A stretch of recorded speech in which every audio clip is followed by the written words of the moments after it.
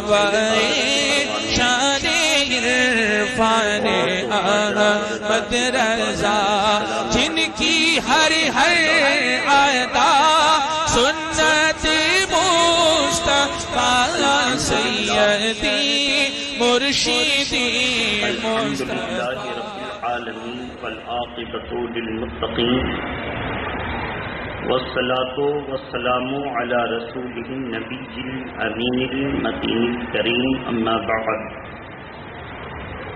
فاعوذ باللہ من الشیطان الرجیم، بسم اللہ الرحمن الرحیم۔ ان الذين قالوا ربنا الله ثم استقاموا تتنزل عليهم الملائكة ألا تخافوا ولا تحزنوا وأبشروا بالجنة، صدق الله العلي العظيم وبلغنا رسوله النبي الأمين المتين الكريم۔ نہ طاعت پر، نہ تقوی پر، نہ زہد و اتقاء پر ہے، نہ طاعت پر، نہ تقوی پر، نہ زہد و اتقاء پر ہے، ہمارا ناز ہے تو فقط محمد مصطفیٰ پر ہے صلی اللہ علیہ وسلم۔ اور کی محمد سے وفا تو نے تو ہم تیرے ہیں، کی محمد سے وفا تو نے تو ہم تیرے ہیں، یہ جہاں چیز ہے کیا لوح و قلم تیرے ہیں صلی اللہ علیہ وسلم۔ عزیزان ملت اسلامیہ، آج کی اس محفل محبت میں نے قرآن مجید کے 24ویں پارے کی ایک آیت کریمہ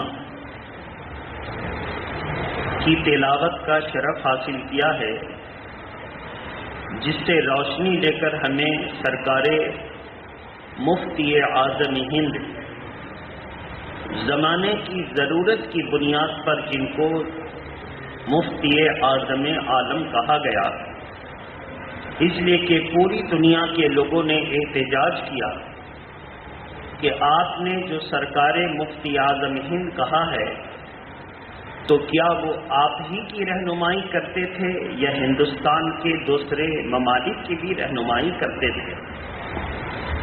شدید سوال ہوا افریقہ والوں کی طرف سے، برطانیہ والوں کی طرف سے اور دنیا کے مختلف ممالک سے۔ تو پھر اس پر جائزہ لیا گیا کہ اس دنیا کے علماء سرکار مفتی اعظم ہند کے تعلق سے اپنا اپنا اندیا بھیجیں، ان کے دل میں ان جو خیالات ہیں وہ بھیجیں۔ پوری دنیا کے علماء کی طرف سے جب خیالات آئے اور ان لوگوں نے اپنا جب اندیا ظاہر کیا تو ایسا لگا کہ سرکار مفتی اعظم ہند صرف ہندوستان کے مفتی نہیں تھے، بلکہ ان کے فتوے کو پوری دنیا نے پڑھا اور عمل کیا ہے۔ اس روشنی میں سرکار مفتی اعظم عالم جو ہے کہا گیا۔ بہرحال اب چونکہ سرکار مفتی اعظم ہند کا عرس گزر چکا، لیکن ایسا نازک موقع تھا جو بولنے کی فرصت ہی نہیں تھی۔ نازک موقع اس لیے کہ گزشتہ جمعہ کو عاشورہ کی 10 تاریخ تھی اور 14 محرم شریف یعنی ٹھیک 3 دن کے بعد سرکار مفتی اعظم کا ہند کا عرس۔ اب عاشورہ محرم کو سرکار امام حسین کی یاد ذہن و قلب و فکر پر اتنی چھائی رہتی ہے کہ ضرورت کے تحت بھی اور عقیدت کی تحت بھی سرکار امام حسین ہی ہوتے ہیں۔ اور یہ سرکار امام حسین دل و دماغ پر ان کا واقعہ چھایا کیسے؟ یہ بھی دین ہے سرکار مفتی اعظم ہند اور ان جیسے تمام مفتیان اکرام، علماء اکرام۔ اگر یہ لوگ سرکار مفتی اعظم ہند کی صحیح تاریخ کو حدیث پاک سے نکال کر ہم تک نہ رکھتے تو آج ہم بھی امام حسین کو وہابیوں جیسا کہتے کہ حسین حکومت کی لالچ میں گئے تھے اس لیے شہید ہو گئے، لیکن ہم پر اعلیٰ حضرت اور شاہزادہ اعلی حضرت اور خاندان اعلی حضرت کا کرم ہے کہ آج امام حسین کی جو سچی شبیہ صحیح شکل و صورت جنگی نوعیت کی جو ہمارے قلب و جگر میں بسی ہوئی ہے، اگر یہ کرم ہے تو اعلی حضرت کا کرم ہے۔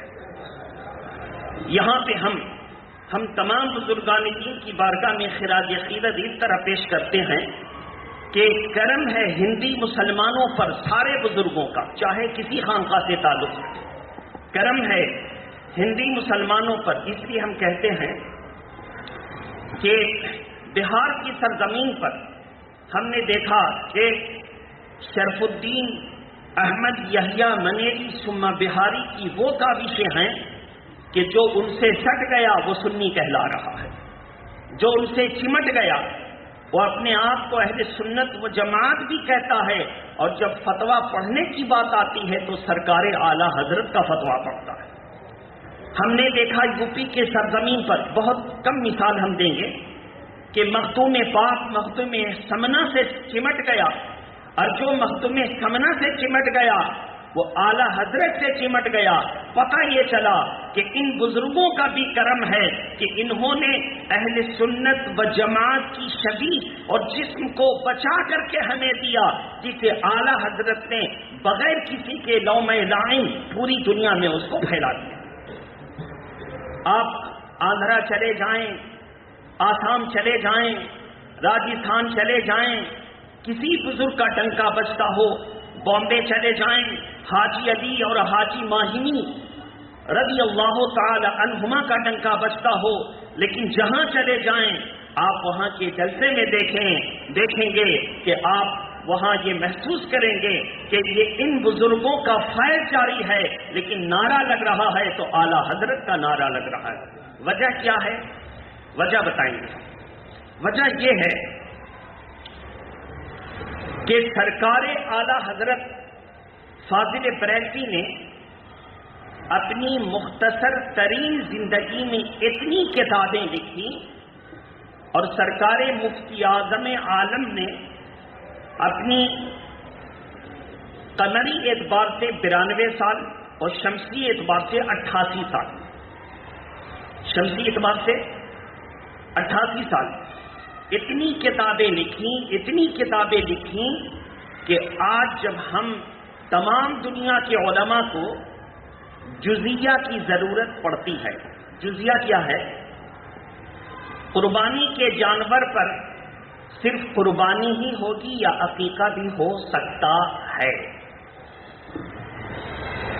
اب مسئلہ سمجھنا ہے، آئے مسائل کو تلاشا تو ہر کس و ناکس جو ہے قرآن مجید کی تفسیر سے ڈائریکٹ مسئلہ تو بنا نہیں پائے گا۔ حدیث پاک بخاری شریف، مسلم شریف، ترمذی شریف، ابن ماجہ، نسائی اور ابو داؤد شریف سے مسئلہ نکال نہیں پائے گا۔ اب اس کے بعد مسئلے کی کتاب میں آئیے تو بیضاوی شریف ہدایہ، تفسیر میں بیضاوی شریف ہدایہ، اور اس کے بعد ہدایہ کے بعد نیچے کی جتنی کتابیں ہیں، نور الازاح عربی میں، قدوری عربی میں، کافیہ اول کافیہ ثانی یعنی جلد اول جلد ثانی عربی میں، اب ان کتابوں سے مسئلے نہیں نکال سکے گا۔ جس زمانے میں فتاوی رضویہ اور فتاوی مصطفیہ تیار ہو رہی تھی، اس دور میں قانون شریعت نام کی کوئی کتاب دنیا میں اردو زبان میں آسان اور سہل میں قانون شریعت وجود میں نہیں آئی تھی۔ کتاب اس زمانے میں انوار شریعت وجود میں نہیں آئی تھی۔ اس زمانے میں شمع ہدایت اردو کی کتاب جو مسئلے کی ہے وجود میں نہیں آئی تھی۔ اب جب اس سلسلے میں عوام الناس علماء کو ضرورت پڑی، اب جب علماء کو ضرورت پڑی تو قربانی کے جانور پر عقیقہ اور قربانی دونوں کی شرکت ہو سکتی ہے، تو عوام نے تو مان دیا، لیکن بعض لوگوں نے پھر دوسری کتابوں کے حوالے سے یہ لکھا کہ نہیں ہو سکتی، اب ضرورت پڑی کہ دلیل کے ساتھ اس کو پیش کیا جائے. اب جب دلیل کے ساتھ پیش کیا جائے تو پوری دنیا کی خانقاہوں میں تلاشا.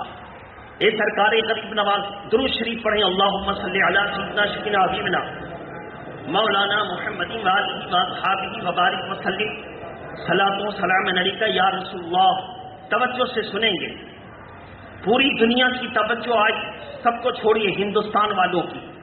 اے سرکار غریب نواز, آپ تمام اولیاء کے سلطان, آپ تمام ہندوستان کے بادشاہ ہیں, اور آپ کے جتنے جانشین اور جدی نشین اور مجاور ہیں ان میں تلاشا گیا کہ اس مسئلے کا حل قرآن اور حدیث سے نکال کے تم دے دو. تمام سرکار غریب نواز کی خانقاہوں سے وابستہ اولیاء کرام خاموش ہیں. اولیاء کرام آج تک ان میں کوئی فقیہ اور کوئی بڑا عالم نہیں گزرا. اگر گزرا ہے تو میری زیارت کروا دیجیے یا کتاب سے ہمیں بتا دیجیے. اب لوگ پہنچے تڑپتے مچلتے خانقاہ مختوم پاک مختوم بہاری میں, ایسا فقیہ ہمیں دے دو جو ہمارے مسائل کو قرآن و حدیث سے نکال کے آسان کر کے ہم کو بتا دے. پہنچے بامبے کی سرزمین پر. اے حاجی علی, اے سرکار ماہمی, پوری دنیا میں آپ کا ڈنکا بج رہا ہے. سمندر کے راستے سے جو آتا ہے, پہاڑ پر زیارت کرنے کے لیے جو چڑھتا ہے, آپ کا نام لیوا بن کر کے چلا جاتا ہے, فیض ملتا ہے سرکار. لیکن شریعت پر عمل کرنا ہے, ذرا کی کوئی کتاب دے دیجئے, مسئلے کی کوئی کتاب دے دیجئے, اپنے فتوے ہم کو دکھا دیجئے. الغرض زیادہ نام نہیں لیں گے. پوری دنیا خاموش ہے, لیکن تڑپ کر کر کے ساری دنیا بشمول ہندوستان کے اولیاء کرام نے دعا کی, مولا آج ہندوستان کے مسلمانوں کو ضرورت ہے اپنے روزینہ مسئلے پر عمل کرنے کی. اے پروردگار عالم, اب تو کسی کو بھیج دے, کسی کو بھیج دے. رب کائنات کا ہندوستان بیرون ہندوستان کے مسلمانوں پر کرم ہوا, اور جب کرم ہوا تو اس نے احمد رضا کو بھیج دیا. صورت تسکین کی نکلی, ایک دل سیماب سے ایک کرن پھوٹی, اچانک چرخ پر مہتاب سے اس نے احمد رضا کو بھیج دیا. اور جب احمد رضا کا دور آیا تو 1350 کتابوں کو لکھ کر کے اتنے ہزار مسئلے لکھے کہ 1000 صفحات پر مشتمل اس وقت فتاوی رضویہ کا نسخہ تیار ہوا. اور پوری دنیا میں جب نسخہ کیا, کہا کہ اے ہندی مسلمانوں, تم تو ہندوستانی ہو, تم کیا جانو اس کی اہمیت. جب یہ فتویٰ عربی زبان میں عرب شریف میں پہنچا تو عرب کے علماء نے کہا اس جزیہ کا جواب تو ہم پر لازم تھا. قرآن عرب میں اترا, اللہ کے نبی کی پیاری باتیں عرب سے نکلی, ہم پر لازم تھا کہ ہم دنیا والوں کی رہنمائی کرتے. لیکن اس جزیہ کا حل احمد رضا نے بریلی شریف کی سرزمین سے دنیا والوں کو پیش کر کے رہنمائی کی ہے. تو سن لو, ہندوستان وہ زمین بن گئی ہے کہ قرآن اترا عرب میں لیکن اس کو سمجھا انڈیا والوں نے, حدیث آئی عرب میں لیکن سمجھا انڈیا والوں میں. تو پتا چلا قرآن و حدیث پہ شک عرب میں سے نکلا لیکن اس کو سمجھا انڈیا والوں میں. اب پتا چلانے لگے, ہر لوگ کہنے لگے کاش میرے مجدد کا نام آ جاتا, کاش میرے عالم کا نام آ جاتا, کاش میرے پیر کا نام آ جاتا. کہ انڈیا والوں میں کون, انڈیا والوں میں کون, ہر خانقاہ کو یہ امید تھی کاش عرب والے میری خانقاہ کے سجادہ نشی کو کہتے تھے کہ انہوں نے انڈیا میں پھیلایا. سب کی یہی امید تھی. لیکن جب اعلیٰ حضرت فاضل بریلوی کے تعلق سے نام آیا کہ ارے سنو سنو, کوئی اور عالم نہیں, وہی جس کا نام احمد رضا ہے, جو نقی علی خان کا بیٹا ہے, جو رضا علی خان کا پوتا ہے. جب ان کا نام آیا تو ساری دنیا کے علماء نے اب ذوق پیدا ہوا کہ آیا ہندوستان میں, پڑھا عرب والوں میں. ذرا اس کے فتوے کو دیکھیں. یہ فتویٰ کا پہلی جلد فتاوی رضویہ کا اتنا موٹا سائز کا نسخہ ملا شاعر مشرق اقبال کے ہاتھ میں. کس کے ہاتھ میں؟ اقبال کے ہاتھ میں. وہ سفر میں تھے. کسی عالم سے کہا کہ احمد رضا کی قابلیت خدا داد ہے, کسی کا دیا ہوا نہیں. ایسی صلاحیت تو وہی اسی کے پاس ہو سکتی ہے جس کو اللہ نوازے. خدا داد ہے, خدا بھی فارسی لفظ, داد بھی فارسی لفظ, دادن مصدر کا داد, اللہ کا دیا ہوا. بہرحال اس میں فاعل کو کبھی مفعول کے معنی میں بھی استعمال کرتے ہیں، دیا ہوا کہہ دیتے ہیں۔ تو اس عالم نے موقع کو غنیمت سمجھتے ہوئے شاعر مشرق، جس کو دنیا علامہ اقبال کہتی ہے، شاعر مشرق اقبال کو پیش کیا فتاوی رضویہ کی پہلی جلد۔ یقین کیجئے فتاوی رضویہ کی پہلی جلد میں جو خطبہ لکھا ہے براءت استحلال، نام بھی کسی نے نہیں سنا ہوگا، وہ خطبہ براءت استحلال پر مشتمل ہے۔ کیا مطلب ہوا؟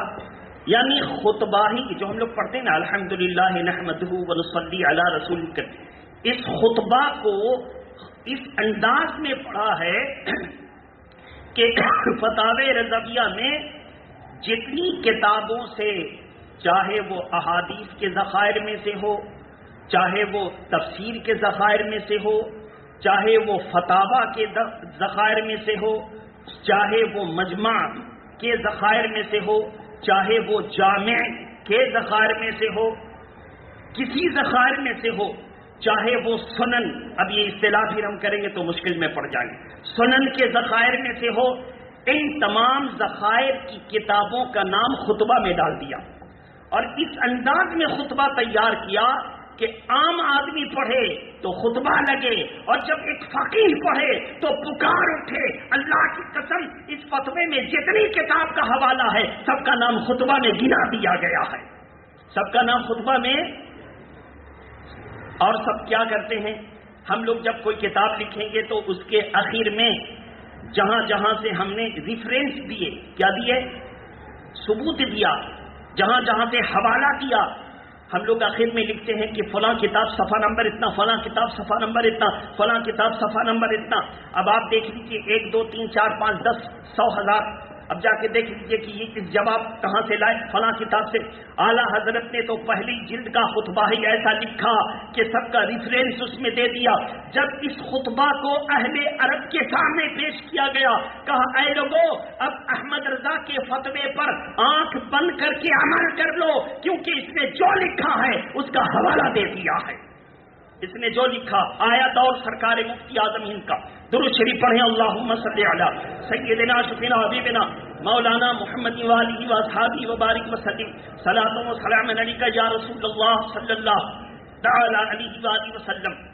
سرکار مفتی اعظم ہند مصطفیٰ رضا خان علیہ رحمت و رضوان کا دور آیا۔ ایسا ہوتا ہے خانقاہ کے بڑے عالم ہیں لیکن بیٹا اس قابل نہیں ہے، بیٹا اس قابل نہیں ہے۔ عقیدت میں لوگ باپ کے مرتبے کا لحاظ کرتے ہوئے ان کے بیٹے کو سجادہ نشین کر دیتے ہیں، تو لوگوں نے سمجھا کہ مصطفیٰ رضا اسی قسم کے سجادہ نشین ہیں، تو سخت سوالات آتے، تو اس وقت کے دور کے بڑے بڑے مفتیان اکرام کہتے اگر احمد رضا ہوتے تو آج ہم مفتیوں کی عزت بچا دیتے۔ زور سے بولیے۔ اب کوئی اگر بدعقیدہ خیال کا ہوگا تو کہے گا عزت بچانے والا اللہ، آپ یہ کیسے کر سکتے مولانا صاحب کہ کوئی احمد رضا ہوتا تو عزت بچا لیتے۔ روز مرہ کا معمول ہے کہ ہم لوگ جب کبھی پریشان، مثال ایک آدمی پریشان ہوا، لڑکی کی شادی ہے، کہیں سے روپیہ کا انتظام نہیں ہوا، بارات آنے والی ہے، وہ پہنچا ایک اچھے انسان کے پاس، کہا کہ عزت بچا لیجئے، کوئی انتظام نہیں ہے۔ میں پوچھنا چاہتا ہوں کہ جب ایک آدمی سے جا کے کہتا عزت بچا لیجئے تو ایک آدمی سے کہنے والا کا کیا حکم ہے؟ تو قرآن کہتا ہے عزت اللہ کے لیے، عزت رسول اللہ کے لیے، عزت مومن کے لیے۔ اس لیے اللہ کے پیارے نبی کی اس آیت کریمہ کے تحت جا کے حدیث پاک پڑھیے، رب کائنات کے پیارے رسول ارشاد فرماتے ہیں جو مومن کی اس دنیا میں عزت بچاتا ہے کل اللہ میدان محشر میں اس کی عزت بچا لے گا۔ اب تو کسی کو کوئی ریفرنس اور دلیل کی ضرورت، تم یہاں والوں پر پردہ کرو، رب کائنات تمہارے عیوب و نقص و نقائص پر چلیے ٹھیک ہے، درود شریف پڑھیں، اللہم صلی علی سیدنا شفیعنا حبیبنا مولانا محمد والی واصحابہ وبارک وسلم صلاۃ و سلام علیک یا رسول اللہ. سرکار مفتی اعظم ہند کی ذات بریلی شریف میں موجود. اب لوگوں نے کہا کہ اعلیٰ حضرت ہوتے تو ہم مفتیان اکرام سے یہ سوالات کیے گئے، کیا جواب دیں؟ کوئی جزیہ موجود نہیں اور کوئی نظیر کتاب میں مجھ کو نہیں سمجھ میں آتی.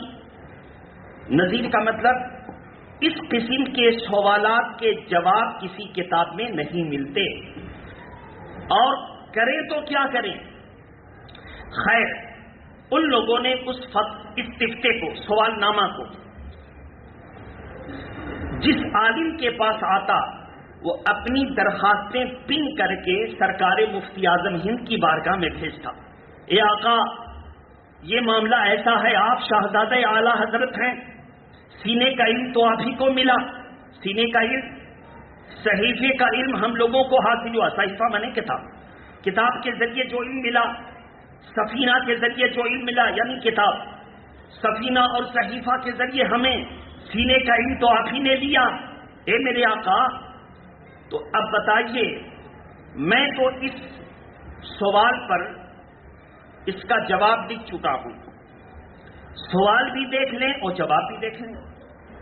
ایسا نہ ہو کہ میرا جواب جب پوری دنیا میں جائے تو لوگ کہیں کیسا جاہل مفتی ہے، اس کے جواب میں یہ خرابی، اس کے جواب میں یہ خرابی. سرکار، اور اگر غلط ہوا تو قیامت کے دن میری پکڑ ہوگی، قبر میں تڑپتا رہوں گا. آج آپ کے پاس نہ جائیں تو کس کے پاس؟ سوال پھر قائم ہوتا ہے. پوری دنیا کے خانقاہوں کے در کھلے تھے نا. چلو میرے پاس بھی آج بہت ٹف قسم کے سوال ہیں. اگر کوئی کہتا ہے کہ میرے پیر پڑے تو میرے سر آنکھوں پر بیٹھاؤ، میرے سوال کا جواب ذرا منگوا لو، میرے سوال کا جواب منگوا لو. تو میرے محترم بزرگ اور دوستو، سرکار مفتی اعظم ہند نے سوال پڑھا، مفتی صاحب کا جواب پڑھا، پھر قلم اٹھایا. مثال، درود شریف پڑھیں، اللہم صلی علی سیدنا شفینا حبیبنا مولانا محمد وآلہ واصحابہ وبارک وسلم صلاۃ و سلام علیک یا رسول اللہ. مسئلہ کیا تھا؟ مسئلہ یہ تھا کہ ایک عورت اپنے شوہر سے لڑ کر اپنے مائکے چلی گئی، شوہر کی اجازت کے بغیر. لڑائی ہوئی، شوہر کام پہ چلا گیا، وہ نکلی چلی گئی. اب اس کا معاملہ جو بھی ہو، اس کو لگا ہوگا کہ اور مار پڑے گی، لگا ہوگا لوگ مجھ کو جلا دیں گے وغیرہ وغیرہ، جو ماحول ہے. بیچاری جان بچا کے چلی گئی. شوہر جب واپس آیا، سسرال پہنچا غصے میں، اس نے کہا کہ اب تو میرے کام کے نہ رہی، تو میرے کام کے اب نہ رہی، اب تو غیر ہو گئی، میرے کام کی نہ رہی، اب غیر ہو گئی، جا اپنا راستہ تلاش، جہاں شادی ہو من کر لے، پسند کر لے وغیرہ وغیرہ. خوب غصے میں جو چاہا بولا. آیا یہ سوال بن کر مفتیوں کے پاس. مفتیوں نے کہا کہ اس کو تو کہہ دیا اب میرے کام کی نہ رہی، یہ نہ رہی وہ، تو یہ طلاق بائن ہو گئی. طلاق بائن اگر وہ صریح لفظ میں کہتا کہ میں نے چھوڑ دیا یا طلاق کا لفظ استعمال کرتا تو یہ صریح صاف لفظوں میں طلاق مانی جاتی، لیکن اشارے کنایے کے لفظ استعمال کیا تو طلاق بائن ہو گئی. ٹھیک ہے، لیکن فتویٰ دینے سے پہلے دوسرے مفتیان اکرام نے کہا کہ اس زمانے میں شہزادہ اعلیٰ حضرت ہیں، ایسا نہ ہو کہ بعد میں پھر ہم لوگ غلط ہو جائیں. تو پورے مفتیان اکرام کی کمیٹی نے فیصلہ کیا کہ ذرا بریلی شریف بھیجو اور سوال کرنے والے سے وقت مانگو کہ وقت طلب مسئلہ ہے، اس کو دیکھیں گے. بھیجا گیا. سرکار مفتی اعظم ہند کا کرم کہ اسی علاقے میں تبلیغی سفر پر تھے. کہا فلاں جگہ آ رہے ہیں، تو ملک دیہات بہار وغیرہ اور یوپی کا معاملہ ہے. اگر ایک بڑا عالم کسی شہر میں آتا ہے تو موٹر سائیکل گاڑی لے کے سب لوگ دور دراز 100 کلومیٹر اور 200 کلومیٹر سے پہنچ جاتے ہیں. جب جلسہ ہوتا ہے تو خاص طور پر ان کی گاڑیوں کا بھی انتظام ہوتا ہے. یہ آپ لوگ یہاں پاس گر دیا گیا، یہاں سب گاڑی، ایسا ہوتا ہے ماحول.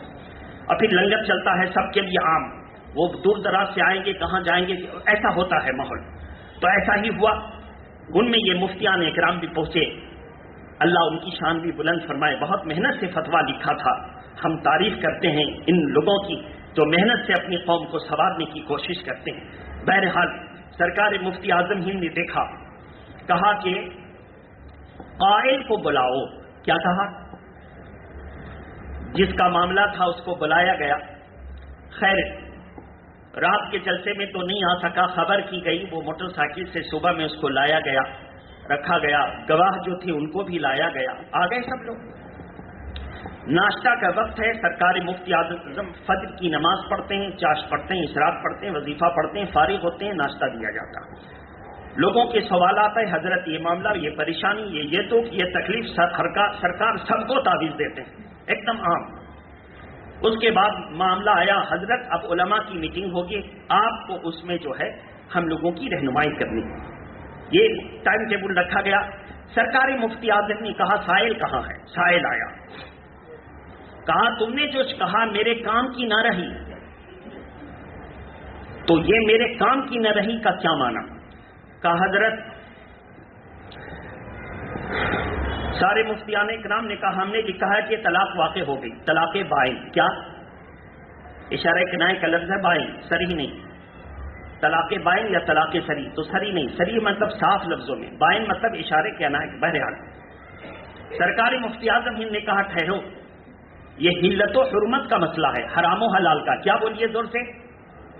حلال و حرام کا مسئلہ ہے، ذرا ٹھہرو، توقف کرو۔ قائل کو بلایا، کیا مطلب تھا؟ حالات دیکھے، پورے لوگوں کو بلایا، اس کے باپ سسر وغیرہ کا بیان دیا، کہا حضور ہم لوگوں کے ماحول میں ایسا ہے کہ جب عورت بغیر شوہر کے اجازت کے اپنے گھر سے نکل جاتی ہے تو ہم لوگوں کے ماحول میں ایسا سمجھا جاتا ہے کہ اس کو طلاق ہو گئی۔ کیا ہو گئی؟ زور سے بولیے۔ اب بغیر شوہر کی اجازت جب سے عورت گھر سے چلی جاتی ہے تو ہم لوگوں کے ماحول میں ایسا بنا ہوا ہے اس کو طلاق ہو گئی۔ اچھا اس کو سامنے رکھو، نوٹ کرو۔ اب شوہر سے پوچھا گیا تو بتا، کہا کہ حضور ہم بھی یہی مسئلہ جانتے ہیں، ملک دیہات کا معاملہ بھائی، رہنمائی کے لیے بڑے بڑے علماء موجود نہیں ہیں، ہم بھی یہی جانتے ہیں کہ شوہر کی اجازت کے بغیر جب گھر سے عورت چلی جاتی ہے تو وہ شوہر کے کام کی نہیں رہتی، طلاق ہو جاتی۔ سرکار مفتی اعظم ہند نے اب کہا تمہاری نیت یہی تھی نا کہ جب گھر سے نکل گئی تو طلاق ہو گئی، تم نے اسی کو دہرایا تھا، تو میرے کام کی۔ زور سے بولیے۔ جی ہاں، فرمایا طلاق واقع نہیں ہوئی۔ زور سے بولیے، طلاق واقع نہیں ہوئی۔ اب علماء حیرت میں کیسے؟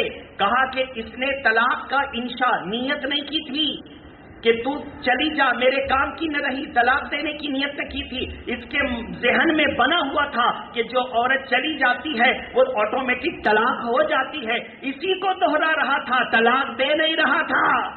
طلاق اگر سری لفظ ہوتے تو فتویٰ دیتے، اشارے کنائے میں معنی پوچھا جائے گا، کیا مراد تھی تمہاری؟ کیا مراد؟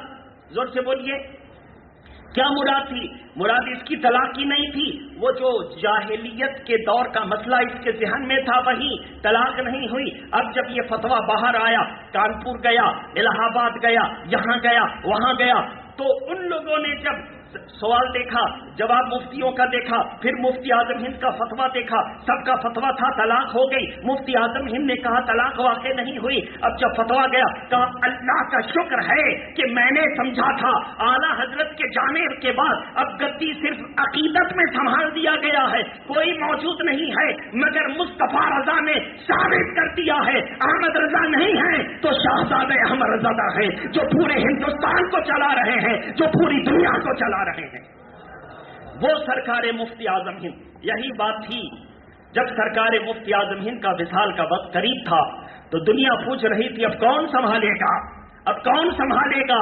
تاج الشریعہ نے عرب شریف میں جا کر فتاوی رضویہ اور قرآن مجید کا ترجمہ کنز الایمان پر آج جو اعتراض وارد ہو رہے تھے، جب اس کا عربی میں جواب دیا جس کا نام محاسن کنز الایمان، کیا نام؟